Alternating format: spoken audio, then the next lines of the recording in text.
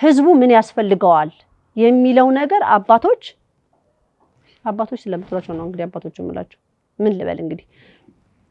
እነዚህ በመንፈስ ቅዱስ ነው የሚመሩት ብላችሁ የምትሉ ከሆነ የህዝቡን ሮሮ የእግዚአብሔርን ህዝብ ሮሮ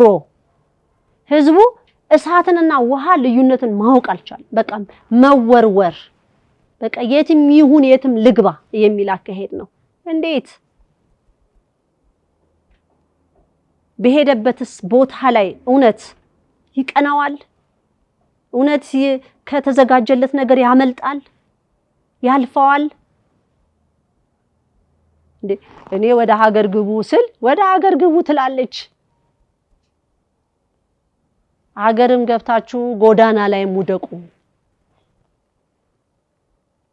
አሁንማ ጎዳናውም አይቻልም ኮሪደር ልማት እየመጣ ህዝቡ እየተራረገ ነው እግዚአብሔርን በንጹህ ልቦና ቢጠየቅ እግዚአብሔር ለሁሉ ነገር መልስ አለው ግን አሁን ምንድነው ያደረጉት ያሉት መልስ እግዚአብሔር እንደማይሰጥ እየቆለፉበት እግዚአብሔር ብለው ይጠሩለታል እንጂ ለህዝቡ በቃ ተስፋ የሚያስቆርጥ ነገር ጸልዮ መልስ እንደማያገኝ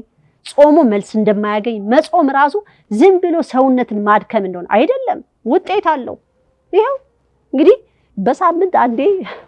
በሳምንት ሁለቴ የስጋ ምንም ስጋ ሳንቆረጥምና ሳንበላ ይሄው አለን ጭራሽ በርተተን ብቻ ጠንክረን እያስተማረ እግዚአብሔር እነሱም ደግሞ የክፉ ልጆች ደግሞ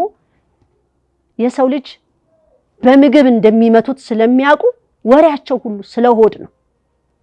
ወሬያቸው 24 ሰዓት ስለ ምግብ ነው የሚበላው ምግብ እንኳን ጤና ሊሰጠው እንኳን አልቻለም ሰው ገንዘቡን ነው የሚያስበው እርስ በርስ አጠላልፈው